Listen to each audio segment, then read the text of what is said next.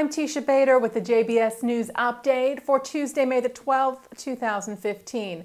On the second day of his state visit to Germany, Israel's President Rivlin and German President Joachim Gauck warned of the rise in anti-Semitism across the globe. Marking 50 years of diplomatic ties between Israel and Germany and 70 years since the end of World War II, Rivlin said he was very concerned about growing anti-Israel and anti-Jewish sentiment, telling the press in the entire free world, and especially in Europe, given its not-too-distant past, alarm bells should be ringing.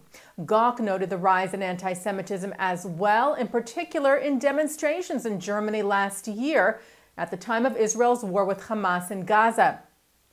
He said some of that anti-Semitism was, quote, cloaked as criticism of Israel, and some of it was open.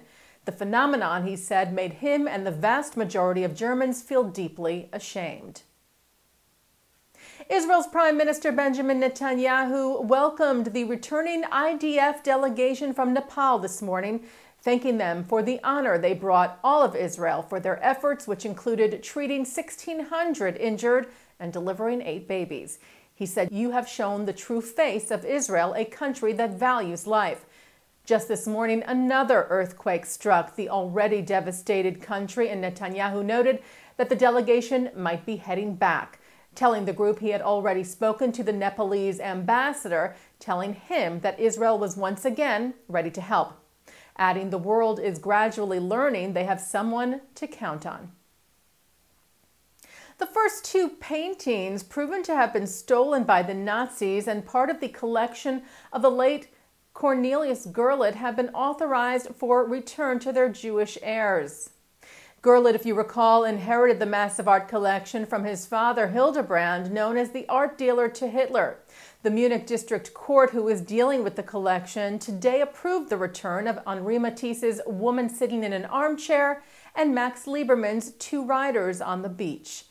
Meanwhile, some Oklahoma state lawmakers are calling on the University of Oklahoma to look into whether it owns any paintings stolen by the Nazis. 26 members of the Oklahoma House of Representatives introduced a resolution yesterday to that effect. This follows the donation of Camille Pizarro's Shepherdess Bringing in Sheep to the school's museum back in 2000 by a collector whose paintings had originally belonged to French department store owner Raoul Meyer.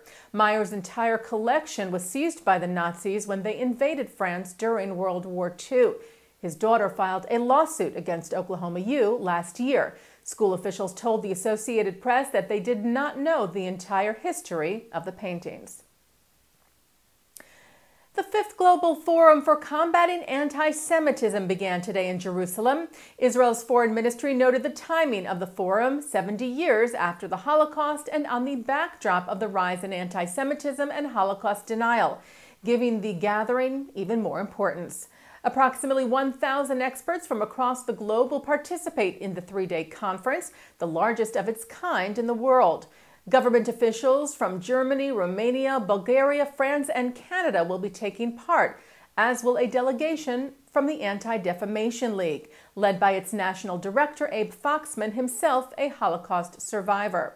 Foxman will also be honored at a dinner tomorrow night with a Lifetime Achievement Award for his 50-year career working to combat anti-Semitism and other forms of bigotry and hatred. The Forum Combating Anti-Semitism is organized by Israel's Ministry of Foreign Affairs and Ministry of Jerusalem and Diaspora Affairs.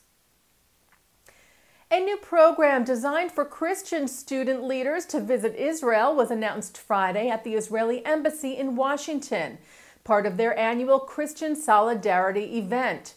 Covenant Journey is inspired by the Tagli Birthright trips that send Jewish students to Israel. Israel's ambassador to the U.S., Ron Dermer, unveiled the new program, saying it was critical to bring the next generation of leaders in the Christian community to Israel.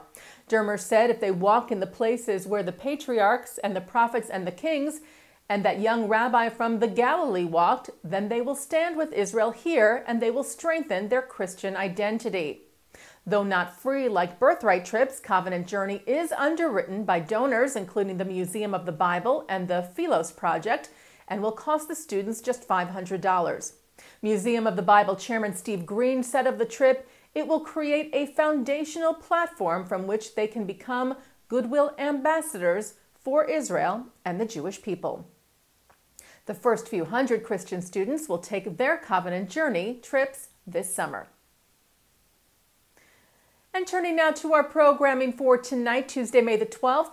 Coming up at 8 o'clock, author Edwin Black gives an overview of the history of the Middle East in terms of international law. That's from a Stand With Us program at Congregation B'nai Tikva in North Brunswick, New Jersey.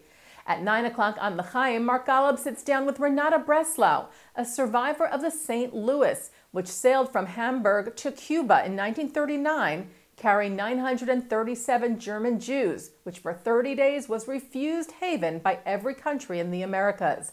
That is followed at 10 by a documentary on the German luxury liner called The Voyage of the St. Louis. And coming up right after this newscast tonight, former Harvard Law professor Alan Dershowitz weighs in on the recent riots in Baltimore following the death of Freddie Gray on tonight's In the News. And that's the JBS News Update for Tuesday, May the 12th, 2015. I'm Teisha Bader.